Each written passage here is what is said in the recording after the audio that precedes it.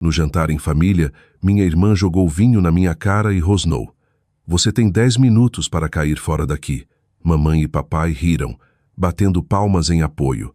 Eu sorri, limpei o rosto, bati uma pasta na mesa e disse: então vocês só têm 5 minutos.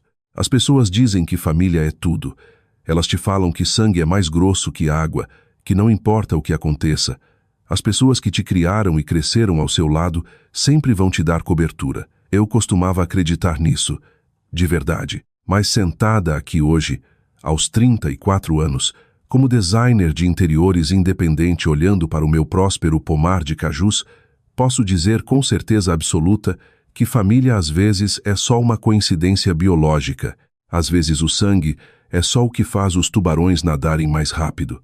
Meu nome é Larissa Mendes. Se você olhasse para a minha árvore genealógica agora, veria muitos galhos quebrados. Meus pais moram atualmente no asilo público simples no município vizinho, reclamando da comida horrível. Minha irmã mais nova está completamente quebrada, navegando um processo complicado de guarda num apartamento apertado de um quarto só. E o ex-marido dela enfrenta acusações federais graves de fraude. Muita gente na minha cidade natal me olha como se eu fosse um monstro pelo que fiz com eles. Elas sussurram sobre a irmã fria e calculista que expulsou impiedosamente o próprio sangue. Mas elas não sabem a história completa. Não sabem dos anos de exploração silenciosa e sufocante que eu suportei. Eu não sou uma vilã, mas também não sou mais vítima. E, honestamente, não me arrependo de nada. Para entender como um jantar em família pôde terminar em aviso de despejo, precisamos voltar para o ano de 2017. Eu tinha 25 anos, recém-formada em design de interiores, com a cabeça cheia de grandes sonhos. Queria restaurar casas históricas coloniais pelo interior de São Paulo. Mas a vida tinha outros planos. Minha avó Florença estava enfraquecendo. Nossa família morava numa bela e espaçosa fazenda no estilo colonial brasileiro, logo nos arredores de Ribeirão Preto.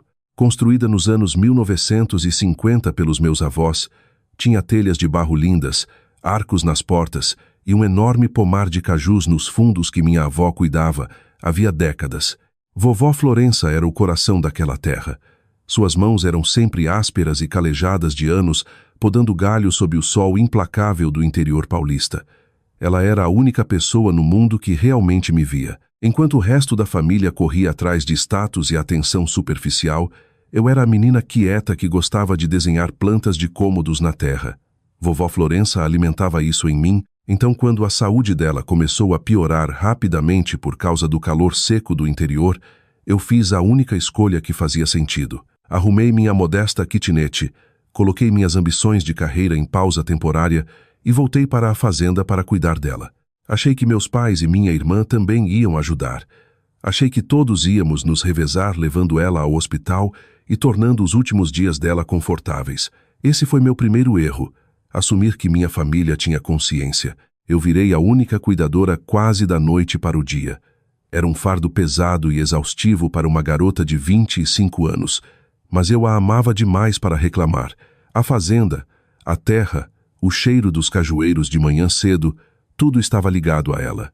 E como eu logo descobriria, aquela terra era a única coisa entre mim e a ruína completa. Você precisa entender a dinâmica na casa dos Mendes. Minha mãe, Beatriz, era uma mulher que viveu o auge no colégio. Sonhava ser modelo, viver uma vida glamourosa em São Paulo, mas acabou se casando com meu pai, Roberto, e ficando presa numa fazenda poeirenta no interior. Ela nunca perdoou o universo por isso. Meu pai era um homem passivo, que evitava conflitos, e cujo único hobby real era ignorar responsabilidades. Juntos, eles eram a tempestade perfeita de pais egoístas. E então tinha a Mônica, minha irmã mais nova. Mônica era a filha de ouro indiscutível. 3 anos mais nova que eu, herdou a beleza marcante da minha mãe e tinha um apetite insaciável por atenção. Mônica era tudo o que minha mãe queria ter sido. Enquanto eu era praticamente invisível, Mônica não podia errar. Quando eu voltei para ajudar vovó Florença, o contraste entre Mônica e eu ficou dolorosamente claro. Eu acordava às 5 da manhã, fazia café, ajudava a vovó a se levantar, dava os remédios e depois ia para o pomar checar as linhas de irrigação antes que o sol esquentasse demais. Voltava para casa coberta de suor e poeira vermelha do interior. Enquanto isso, Mônica entrava na cozinha ao meio-dia, impecável, reclamando de cansaço. Meus pais financiavam o estilo de vida inteiro da Mônica. Enquanto eu levava vovó para infinitas consultas médicas em Ribeirão Preto, Beatriz e Roberto acenavam felizes para Mônica partir para mais uma viagem de conferência de marketing em São Paulo, pagando passagens e hotéis para ela fazer networking. Tratavam ela como uma celebridade em formação, enquanto me tratavam como empregada contratada. Lembro de uma tarde específica com clareza. O calor era sufocante.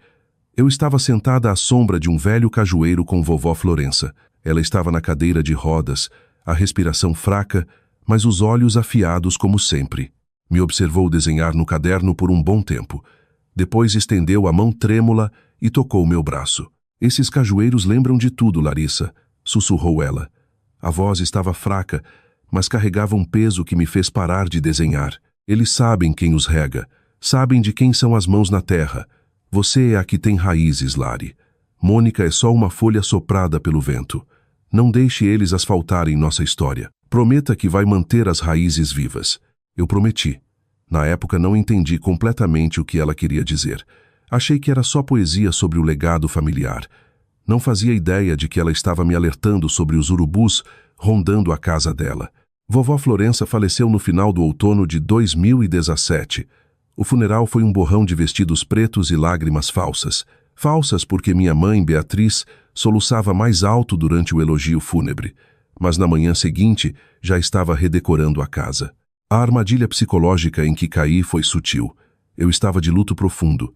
A fazenda parecia vazia sem Florença, mas a presença dela estava em cada arco de porta e em cada cajueiro. Eu sentia uma necessidade desesperada de ficar e proteger o lugar. Achava que estava honrando a memória dela, mas meus pais viram meu luto como oportunidade.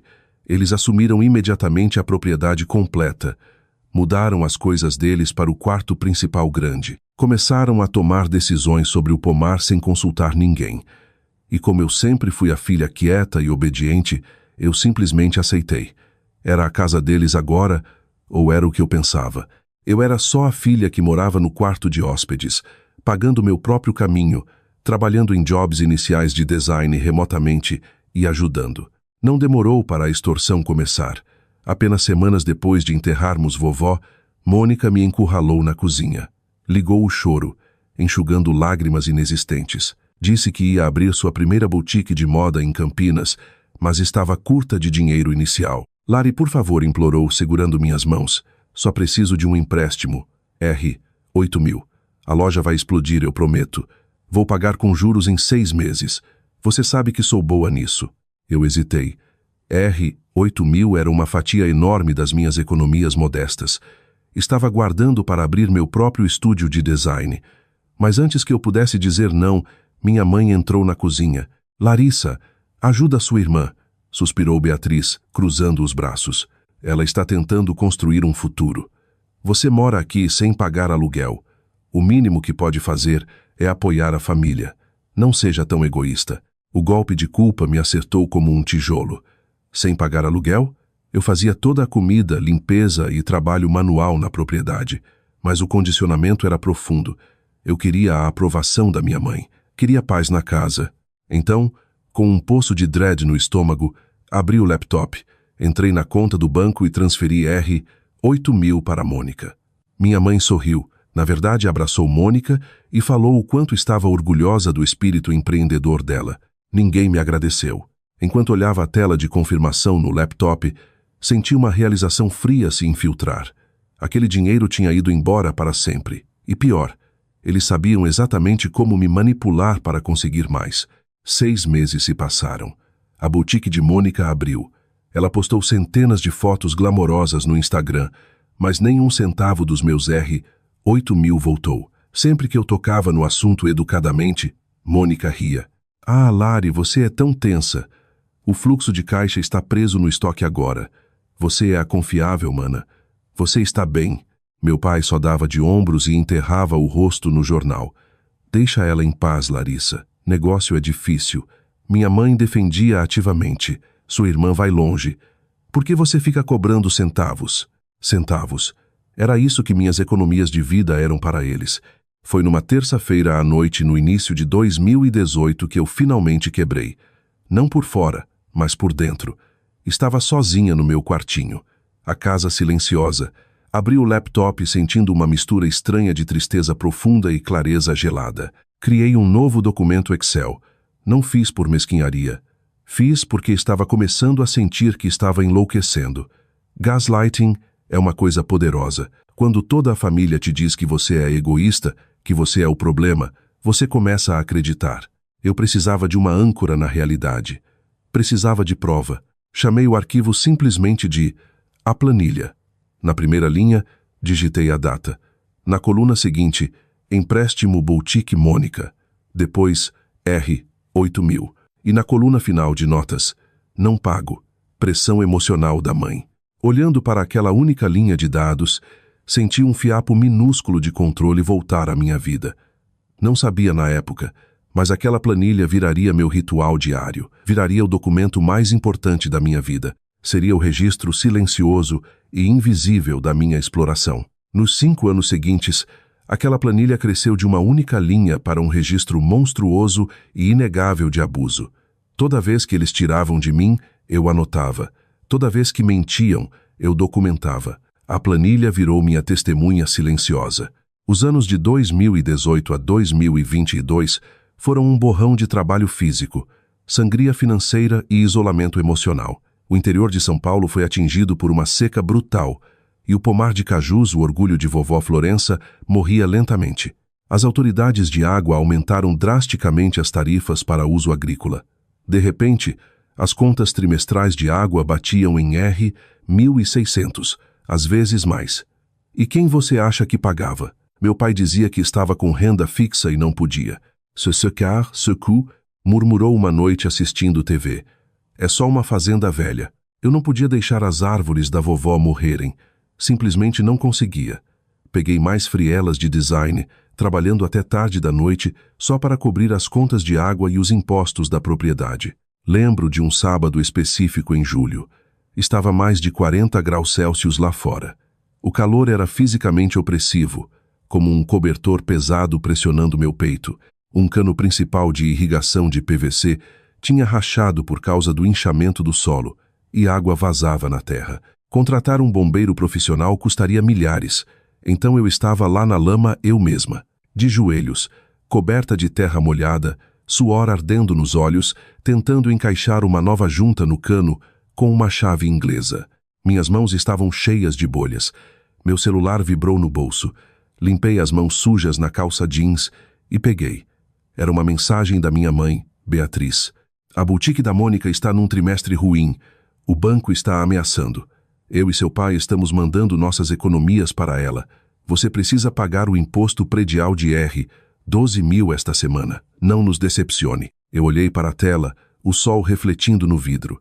Estava ajoelhada na lama, literalmente sangrando pela propriedade, e eles estavam mandando o dinheiro deles para Mônica manter a vida glamourosa falsa. Uma onda de ressentimento puro e tóxico me invadiu. Quis gritar.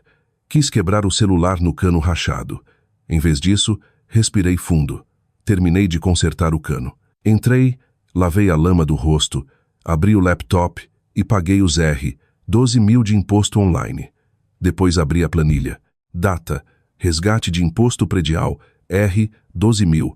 Nota, mãe exigiu que eu pagasse para eles poderem financiar a Mônica. No final de 2022, o total de dinheiro que eu tinha afundado em reparos da casa, contas de água, impostos prediais e empréstimos diretos não pagos para a Mônica tinha passado de R, 80.000. Eu era praticamente um caixa eletrônico que também fazia hidráulica. Os feriados eram sempre os piores. Era quando Mônica fazia suas aparições grandiosas. Ela entrava pela porta da frente, geralmente carregando alguma bolsa de grife cara, barulhenta e exigindo atenção. Durante os jantares de ação de graças ou Natal, eu ficava quieta na ponta da mesa de madeira maciça, exausta de cozinhar a refeição inteira sozinha. Beatriz e Roberto se inclinavam, pendurados em cada palavra de Mônica. Elogiavam a boutique falida dela, admirando fotos no celular dela de festas em São Paulo. Você é tão corajosa, Mônica, minha mãe babava.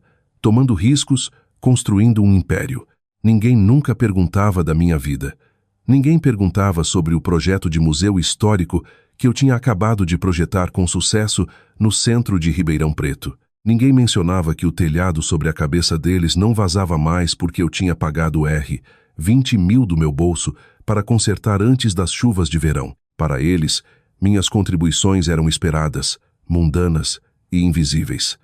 Eu era o fantasma assombrando a fazenda, mantendo as luzes acesas. O ponto de ruptura, o momento em que o último fio da minha paciência arrebentou, aconteceu no início de 2023. Estávamos tomando café da manhã. A casa precisava de um novo aquecedor de água, e eu tinha deixado o orçamento no balcão. Meu pai pegou, zombou do preço e jogou de volta. Essa casa é um sorvedouro de dinheiro, resmungou Roberto, tomando café. Estou cansado da manutenção. Talvez eu e sua mãe devêssemos vender logo toda a propriedade. Os incorporadores estão pagando bom dinheiro por terra hoje em dia. Poderíamos pegar o dinheiro, nos aposentar num lugar bom e ajudar a Mônica a sair das dívidas. Ele disse tão casualmente. Vender a propriedade, vender o legado da vovó Florença, vender a casa em que eu tinha jogado 80.005 anos da minha juventude mantendo, e eles iam pegar os lucros para tirar minha irmã do buraco. Eu não disse uma palavra, só olhei para ele, sentindo uma raiva escura e gelada criar raízes no peito. Eles não tinham o menor direito, mas na minha cabeça era a casa deles. Eu estava presa. Me desculpei da mesa, fui para o quarto e chorei de pura frustração impotente. Eu não fazia ideia de que o universo estava prestes a me entregar a arma definitiva. Foi no verão de 2023. Eu tinha 32 anos e meu negócio freelance de design estava realmente decolando. Precisava de um espaço de trabalho adequado, então decidi limpar a garagem separada para montar um estúdio de desenho. A garagem era um pesadelo. Não era limpa direito havia décadas. O sol do interior batia impiedosamente no telhado de zinco, transformando o interior num forno sufocante. O ar estava grosso de poeira e nevoada, e o cheiro doce e fraco de cascas de caju derramadas de anos atrás. Eu suava através da camisa, arrastando caixas pesadas de papelão e ferramentas enferrujadas para a entrada. Estava movendo uma pilha de manuais antigos de irrigação danificados pela água que vovó Florença tinha guardado, quando algo escorregou das páginas e flutuou para o chão de concreto. Era um envelope grosso amarelado. As bordas estavam gastas. Ajoelhei, enxugando o suor da testa, e peguei. Escrito na frente na caligrafia caprichada e inconfundível de vovó Florença, estavam as palavras: Espólio de Florença Mendes. Meu coração deu um salto estranho. Minhas mãos tremiam visivelmente enquanto eu rasgava a aba. Partículas de poeira dançavam nos raios de sol inclinados que entravam pelas janelas sujas da garagem enquanto eu puxava os documentos de dentro. A primeira coisa que vi foi uma folha pesada com selos oficiais do cartório. Li o título em negrito no topo: Escritura de transferência de propriedade. Desci os olhos pela página, lutando para processar o jargão jurídico até chegar aos nomes.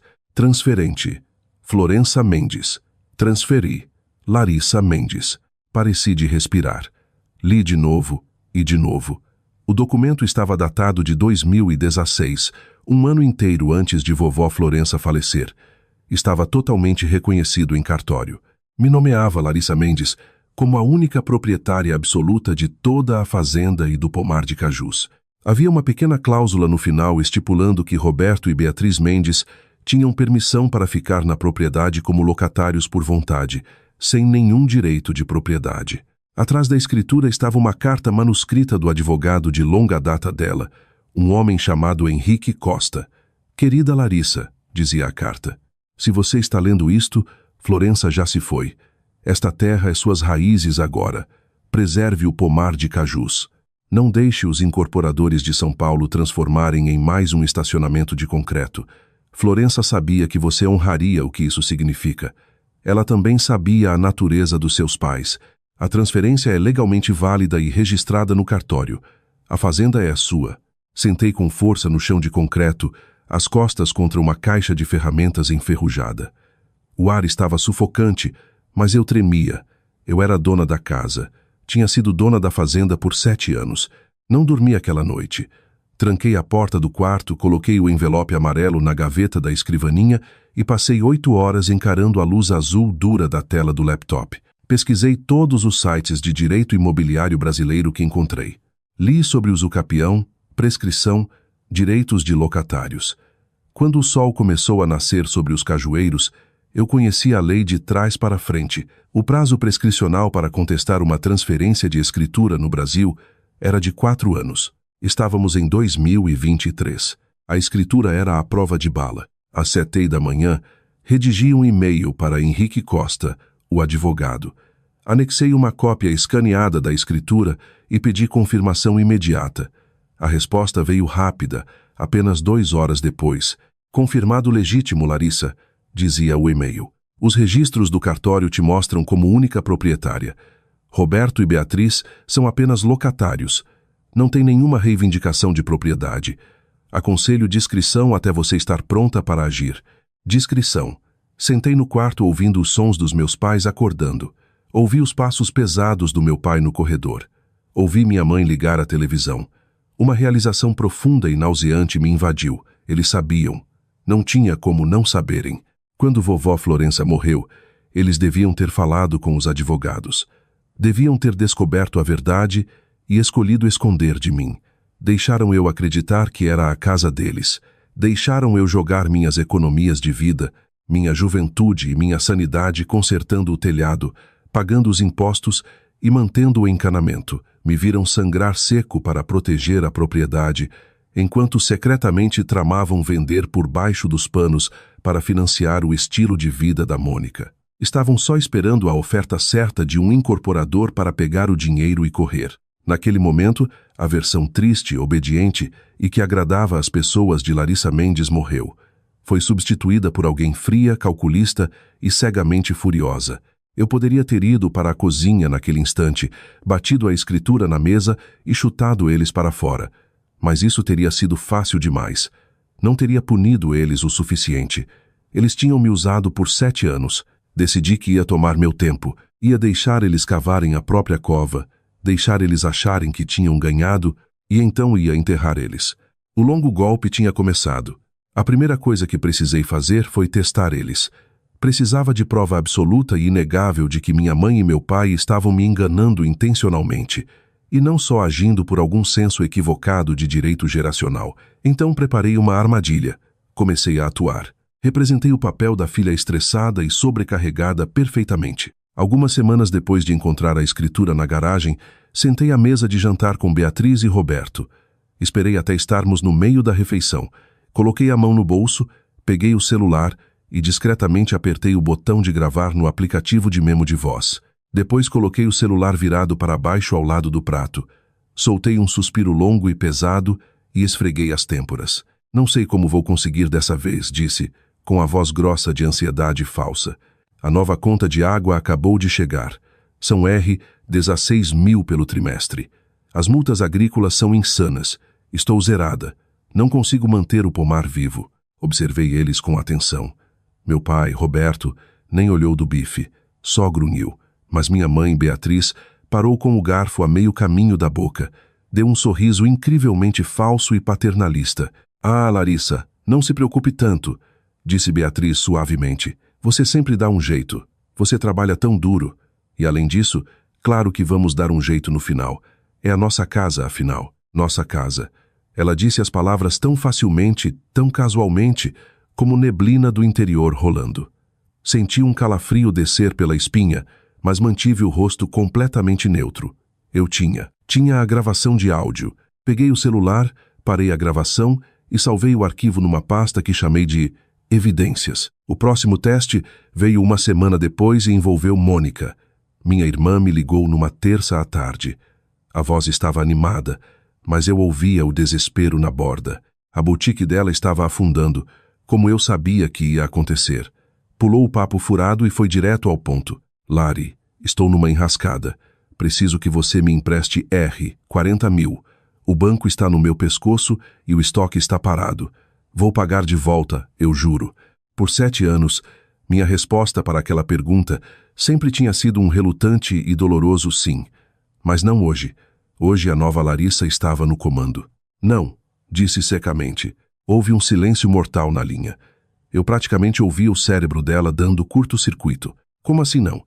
Mônica zombou, a voz subindo de tom. É um empréstimo, Larissa. Mamãe disse que você acabou de terminar um projeto grande de museu.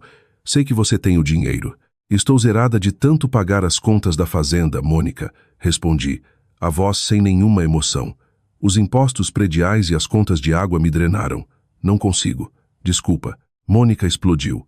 Me chamou de egoísta, solteirona miserável. Disse que eu tinha inveja da vida dela, inveja da beleza dela, e que estava tentando sabotar ela por despeito. Gritou que ia contar para mamãe e papai. Eu só escutei o surto dela, sentindo absolutamente nada. Quando ela finalmente desligou, abri o laptop, puxei a planilha e fiz uma nova entrada. Data: empréstimo recusado.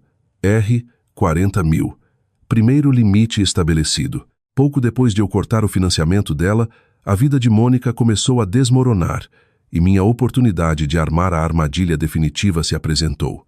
A boutique dela faliu oficialmente e o estresse levou a um divórcio muito bagunçado e público do primeiro marido.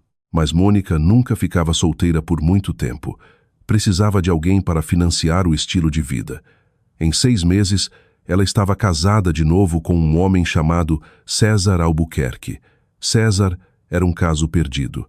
Se chamava consultor de negócios independente, mas tudo nele gritava golpista.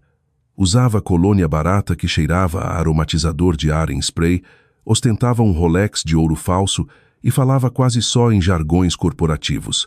Era o tipo de cara que achava que era o mais inteligente da sala, o que o tornava incrivelmente fácil de manipular. Mônica trouxe César e os 2 filhos mimados do casamento anterior, Mateus e Luísa, para a fazenda num fim de semana no outono de 2024. Observei César desfilar pela propriedade, os olhos disparando para todo lado, avaliando a área. Ele praticamente babava pela terra. Eu sabia exatamente qual botão apertar. Uma noite, enquanto todos estávamos sentados na varanda, soltei a isca casualmente. É uma pena que as tarifas de água estão matando propriedades pequenas como a nossa, disse, tomando um copo de chá gelado. Li um artigo outro dia. Aparentemente, aqueles gigantes de tecnologia de São Paulo estão rondando o interior. Estão pagando fortunas por fazendas grandes como esta para construir moradia de funcionários e data centers. Nosso pomar de cajus provavelmente renderia uma fortuna enorme agora. Observei a reação deles. Foi como jogar carne crua num tanque de tubarões. Mônica parou, trocando um olhar arregalado com César. César se inclinou para a frente, de repente muito interessado. É mesmo? Perguntou César, tentando soar casual, mas a voz traindo a ganância. Uma fortuna, você disse? Quantos alqueires seus pais têm aqui? Ah, bastante, respondi inocentemente. Mas claro, a casa está só parada aqui. Papai sempre reclama da manutenção. Nos 2 dias seguintes, deixei o veneno trabalhar no sistema deles. Captei trechos de César andando de um lado para o outro na varanda, o celular colado na orelha. Me escondi atrás da janela da cozinha, ouvindo atentamente. Ele murmurava para alguém sobre flips rápidos, empréstimos ponte e garantir uma taxa de consultoria se conseguisse facilitar uma venda silenciosa de terra fora do mercado. Mônica começou a sondar Beatriz e Roberto sobre os impostos prediais. Usava a voz doce de filha de ouro, dizendo que eles mereciam se aposentar com luxo, que a fazenda era trabalho demais para eles e que César tinha contatos no mundo imobiliário que podiam enriquecê-los. Meus pais engoliram, balançavam a cabeça, completamente ignorando minha presença na sala. Deixei cozinhar. Gravei as conversas paralelas deles no celular. Documentei toda vez que César andava pela linha da propriedade. Eu estava entregando a corda, e eles estavam amarrando alegremente no próprio pescoço. No início de 2025, eu tinha reunido áudios suficientes, registros financeiros e discrepâncias de timeline para afundar um navio de guerra. Mas para executar meu plano com perfeição, precisava de apoio jurídico. Precisava de alguém que pudesse bater o martelo na hora certa. Procurei Valéria Santos. Valéria e eu fomos colegas de quarto na faculdade. Enquanto eu fui para design, Valéria foi para direito imobiliário. Tinha passado alguns anos moendo em firmas corporativas antes de se cansar e abrir o próprio escritório agressivo e sem frescura no centro de Ribeirão Preto. Nos encontramos para um café uma tarde, e deslizei o envelope amarelo e uma cópia impressa da planilha pela mesa. Valéria revisou primeiro a escritura de propriedade, depois olhou para a planilha. R. 140 mil em reparos e impostos desde que vovó Florença faleceu. R. 60 mil em empréstimos diretos, não pagos para Mônica. Os olhos de Valéria se arregalaram. Ela olhou para mim balançando a cabeça incrédula. Larissa, isso é completamente à prova de bala, disse Valéria batendo na escritura. Esta transferência foi reconhecida e registrada perfeitamente. O prazo para eles contestarem expirou há anos. Legalmente, eles não têm nenhum chão para pisar. Você poderia ter chutado eles ontem. Eu sei, respondi, tomando um gole do latte, mas chutar eles ontem só teria me feito a vilã aos olhos deles. Quero que eles tentem vender. Quero que cometam a fraude. Quero que César ponha as mãos num sinal. E então quero explodir o mundo inteiro deles na frente de todo mundo. Valéria sorriu. Foi um sorriso aterrorizante e predatório. Gosto do jeito que você pensa, Lari. Qual é o plano? Passamos as próximas 2 horas roteirizando o confronto em guardanapos de papel. Decidimos que o jantar de Natal seria o palco perfeito. Mônica e César estavam inquietos, e eu sabia pelas minhas escutas que César já estava conversando com um incorporador duvidoso sobre um sinal em dinheiro grande. Valéria concordou em ficar de sobreaviso. Eu mandaria um link de vídeo seguro para ela. Quando a armadilha estivesse totalmente armada, eu conectaria ao vivo para ela dar o golpe jurídico. Mantenha a calma, aconselhou Valéria quando nos despedimos. Deixe eles cavarem o buraco o mais fundo possível. Deixe eles mostrarem as verdadeiras cores. Não interrompa quando estiverem fazendo o anúncio grandioso. Espere o pico absoluto da arrogância deles e então derrube. Passei o resto do ano preparando meu arquivo da ruína. Era uma pasta grossa de papel pardo contendo a escritura original, a planilha impressa, os recibos de impostos prediais, com meu nome nas contas de pagamento e transcrições impressas das gravações de áudio. Cada entrada parecia carregar um tambor de revólver. Os cajueiros lá atrás estavam resistentes, os galhos pesados de frutos. Era um lembrete silencioso do que eu estava lutando. Eu não era mais só vítima, era a arquiteta da destruição deles. O dia de Natal de 2025 finalmente chegou. O roteiro estava finalizado, os atores se reunindo e o palco armado. Passei a manhã inteira na cozinha da fazenda, até os cotovelos em farinha e manteiga. Preparei o recheio com castanha de caju, assei um peru enorme e fiz todos os acompanhamentos do zero. A casa cheirava incrível, um aroma quente e convidativo que parecia uma mentira completa. A pesada mesa de madeira maciça na sala de jantar colonial estava posta perfeitamente. Até coloquei os jogos americanos costurados à mão que eu tinha feito anos atrás, uma homenagem silenciosa ao amor de vovó Florença pela terra. Apesar da calma exterior, meu pulso batia contra a garganta. Estava apavorada, mas era um terror empolgante.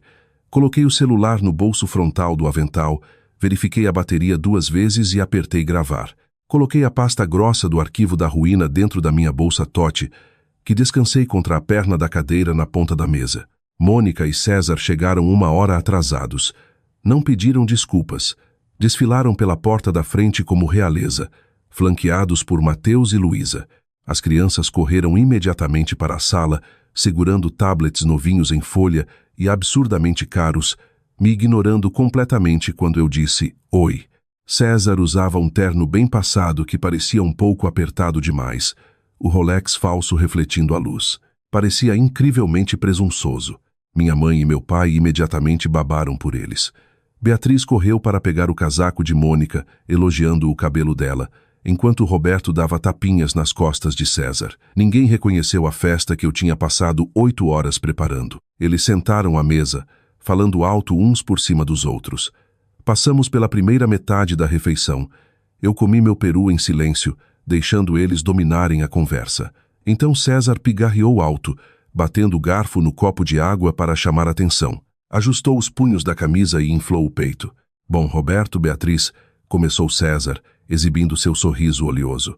Mônica e eu temos uma notícia incrivelmente empolgante para compartilhar com vocês todos neste dia de gratidão. Mônica se inclinou para a frente, os olhos praticamente brilhando de ganância.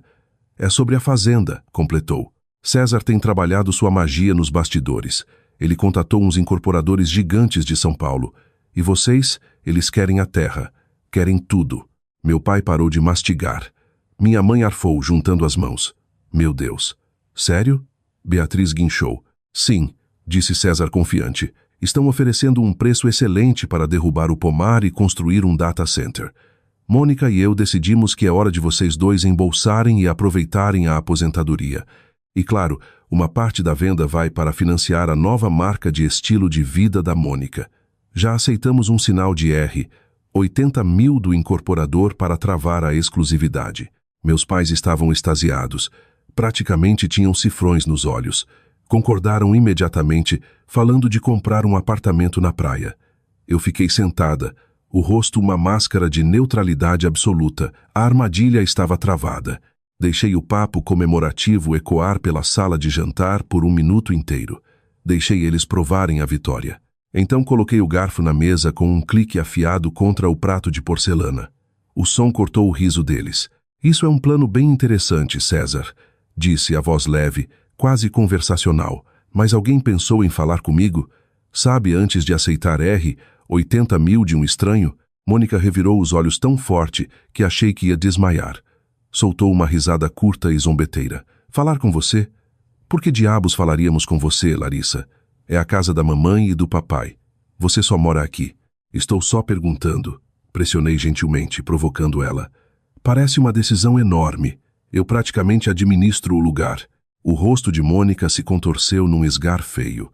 O direito que tinham alimentado a vida inteira dela explodiu em raiva pura e sem filtro. Ela odiava que eu questionasse a autoridade dela na frente do novo marido. Você não administra nada, retrucou Mônica, a voz ficando estridente. Você é só a ajudante, Larissa. É a irmã solteirona que limpa as calhas porque não tem vida própria. Não fique aí fingindo que tem voz nos negócios da família. Mônica, calma, murmurou meu pai, embora estivesse sorrindo um pouco. Não, pai. Estou cansada da atitude dela, gritou Mônica. Pegou o copo pesado de cristal, cheio até a borda de vinho tinto escuro. Sem mais nenhuma palavra de aviso, jogou o conteúdo direto pela mesa. O vinho tinto gelado me acertou em cheio no rosto. Espirrou nos meus olhos, escorreu pelo nariz e encharcou a gola da minha blusa creme favorita. O choque me fez arfar.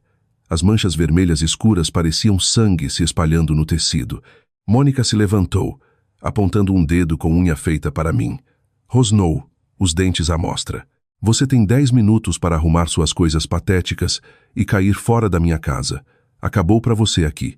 Fechei os olhos, deixando o vinho pingar do queixo. Ouvi um som que nunca vou esquecer pelo resto da vida. Minha mãe, Beatriz, riu.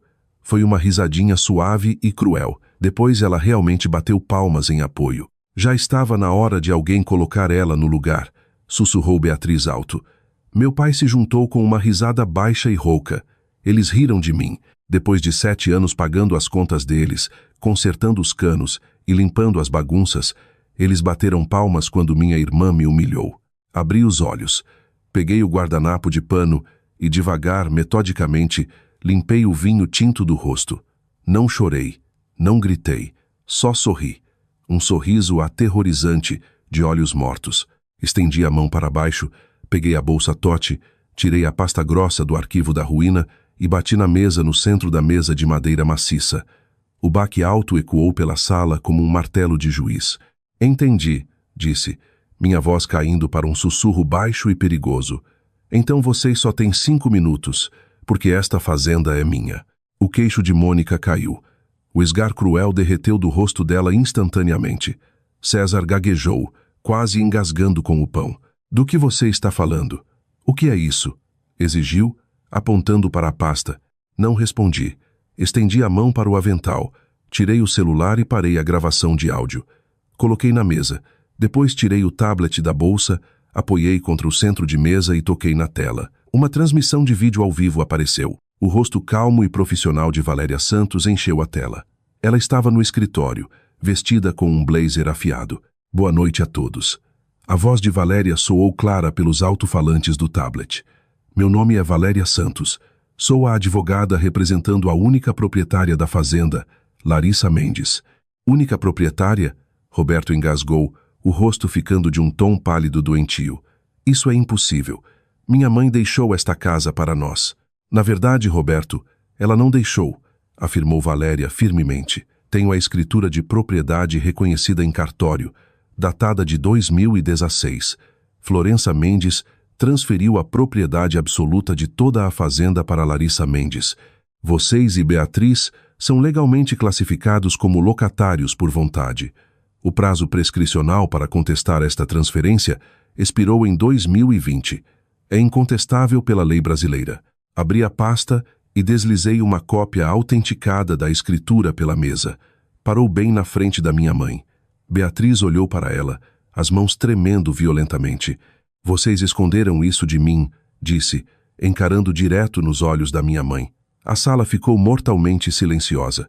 Vocês sabiam que vovó Florença deixou para mim e deixaram eu acreditar que era de vocês para eu continuar pagando os impostos e consertando o telhado. Vocês me sangraram por R$ 140 mil. Beatriz. Mônica se jogou para frente, agarrando o papel. Isso é falso, gritou, a voz beirando a histeria. Você está nos enganando. Forjou isso. Vamos processar você até o chão. César berrou, o rosto ficando vermelho vivo. Levantou, tentando parecer intimidante. Eu me recostei na cadeira, completamente inabalada pela performance dele. Olhei César de cima a baixo com nojo absoluto. Processar? Com que dinheiro, César? Você acabou de admitir, gravado, ter aceitado R$ 80 mil de sinal de um incorporador por uma propriedade que não é de vocês. Sabe como o governo federal chama isso, César? Eles chamam de estelionato. César congelou, a cor sumindo completamente do rosto. Parecia que ia passar mal. Peguei o celular, abri os arquivos de áudio e dei play na gravação de 2023. A voz da minha mãe encheu a sala de jantar silenciosa, nítida e clara. Ah, Larissa, não se preocupe tanto. Claro que vamos dar um jeito no final. É a nossa casa, afinal. Pausei o áudio. Eu tenho tudo, disse a eles. A voz fria como gelo. Tenho os recibos. Tenho as transferências bancárias. Tenho cada mentira gravada. Vocês roubaram de mim para financiar ela. Apontei um dedo manchado de vinho para Mônica. E agora vocês não têm nada. Luísa, a filha mais nova de Mônica, começou a chorar, assustada com os gritos. Mônica ignorou. Percebeu que estava presa. Percebeu que estava quebrada. Agarrou César pelo braço, as unhas cravando no paletó. Estamos indo embora, sibilou. Arrastou César e as crianças para a porta da frente. Isso não acabou, Larissa, gritou Mônica de volta para mim. Bateu a porta pesada da frente com tanta força que o lustre de cristal acima da mesa tremeu. A sala caiu num silêncio pesado e sufocante. O vapor sumia do peru assado. Beatriz e Roberto ficaram congelados nas cadeiras, olhando para os pratos. O riso tinha ido embora completamente. O aviso de despejo vai ser afixado na porta amanhã de manhã, disse aos meus pais baixinho. A lei brasileira dá 3 dias para desocupar. Sugiro que comecem a arrumar as malas.